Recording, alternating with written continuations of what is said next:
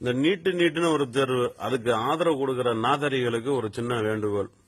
அதாவது என்னன்னா, அப்பனுடைய வரலாறு, அதாவது ஹிஸ்டரி தெரியாதவன் அலெக்சாண்டர் ஹிஸ்டரியை பத்தி பேசுற மாதிரி இருக்கு இந்த நாய்ங்க பேசுறதெல்லாம்.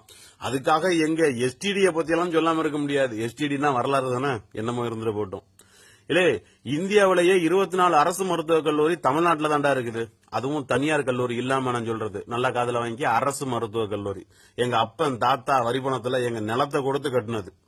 இந்தியாவிலேயே அதிகமான எம்டி, எம்எஸ்சி, எம்சிஹெச், டிஎம் போன்ற பிஜி இடமும் தமிழ்நாட்டில் மட்டும்தாண்டா இருக்குது.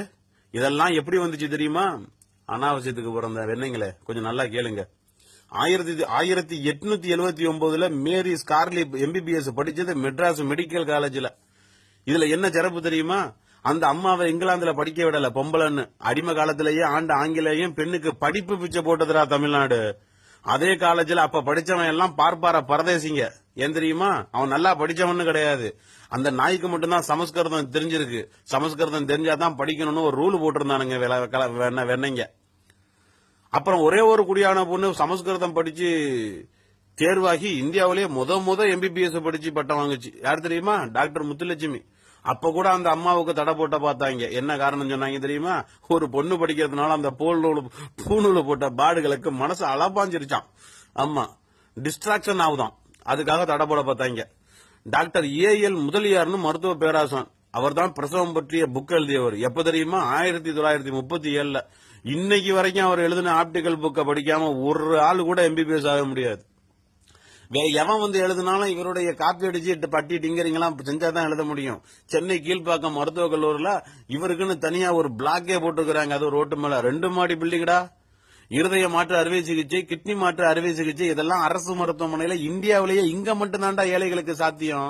தனியாருக்கு போனா 8-10 லட்சம் செலவாகும். கோல்டு லெவர்ல கொண்டு போனா எப்படிப்பட்ட கேஸையும், அதாவது தலையில் அடிப்பட்ட என்ன கேஸையும் சென்னை ஜிஹெச்ல காப்பாத்திடுவாங்க. கை கால் துண்டா போனுச்சுன்னா 1 மணி நேரத்துல ஸ்டான்லி ஆஸ்பத்திரியில சேர வச்சிருவாங்க. இந்தியாவில் வேற எங்கடா இருக்கு இதெல்லாம்?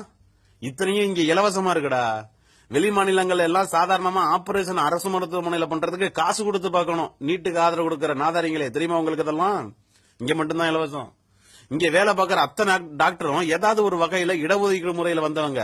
இரடா குறைஞ்சிருச்சு இப்ப இங்க நீட்டுங்கிறீங்க. நீட்டு இல்லாம தான் இவ்வளவு நாள் வேலை பார்த்துட்டு இருக்காங்க. எல்லா சாதிக்காரனும் டாக்டரா வந்ததுக்கு காரணம் எங்க பாட்டன் நீதி கட்சி முதல்வர் பனகல் அரசரும் என் தாத்தன் பெரியாருண்டா.